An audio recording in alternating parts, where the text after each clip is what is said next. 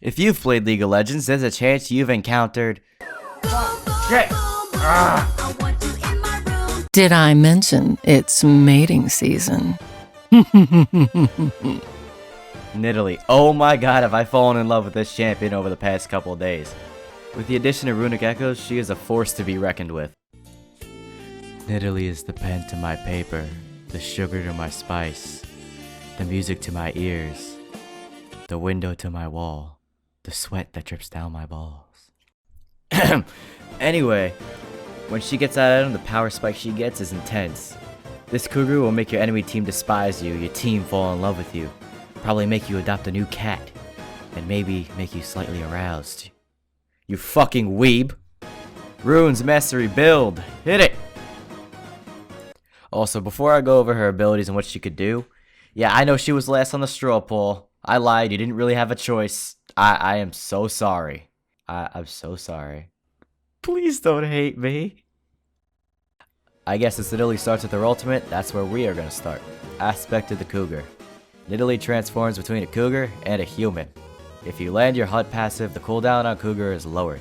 Also, going into Cougar resets your auto attack timers. So a little tip, if an enemy just places down a ward, you can attack it, go into Cougar form, auto attack, and then Q, and you won't have to use a ward sweeper, it will die automatically, so don't ever say you never learned something today.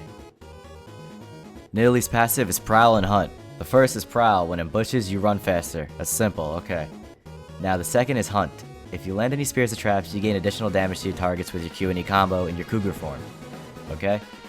Increase leap range for your W, and you also gain the Prowl passive bonus of movement speed, except it's 30% and not 15, okay? The TLDR is, you land your human Q or W, your cat Q or W is empowered, and you have your other passive. Maximizing Nidalee's combo is crucial to doing a shit ton of damage, so I'm bad at explaining it, but just I put it on the screen for you, so there you go, okay? I don't want to hear any complaining.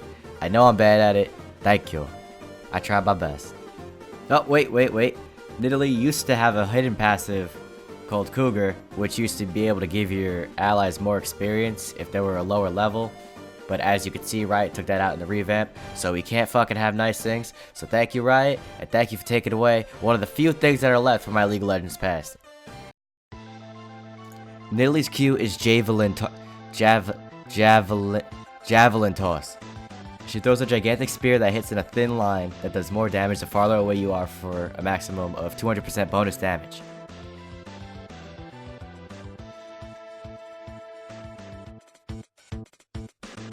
Her Q in cat form is Takedown. She does more damage based on their missing health, and of course with your HUD passive, it does more damage. So I really hope you guys were following, because it's a little bit too much for me. It's a lot to take in at once. It's a lot to try to explain to you guys, because like I said, I'm not good at it. I'm just trying to explain to you guys what she can do so I can explain why you should play her. Like, isn't that my job? That's why you're watching this, right? I'm bad at Nidalee's W is Bushwhack. She does a decent amount of damage and shows sight on the target. Her W in cat form is Pounce. She leaps towards her target. If they're hunted, goddamn, you leap about half the map. If you mess up, it looks a little like this.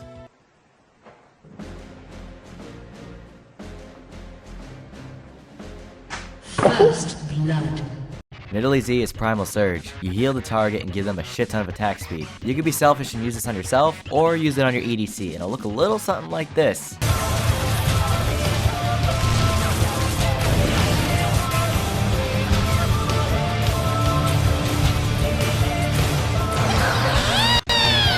Her cat form E is Swipe, and that cleaves in a half circle in the direction you have your mouse pointing towards, not where Nidalee is facing. That's really about it. I prefer to play her in the jungle, because that's really where she excels. At her first couple of camps, you do have to kite them around a little bit. Make sure you start with your Q, get your E, then go into W.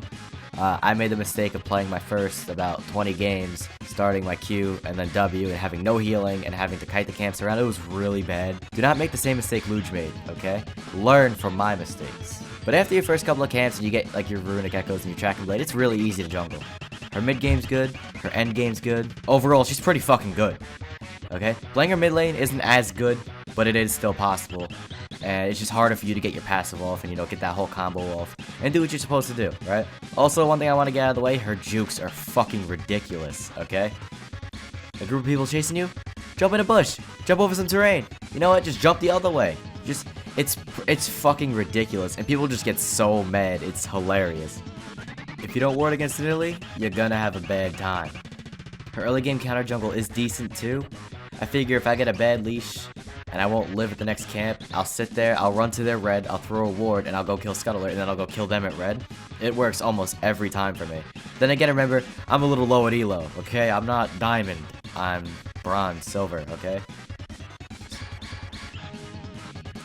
If you're a new player, don't expect to get this champion right off the jump. It's gonna take a little practice. So why should you play Nidalee?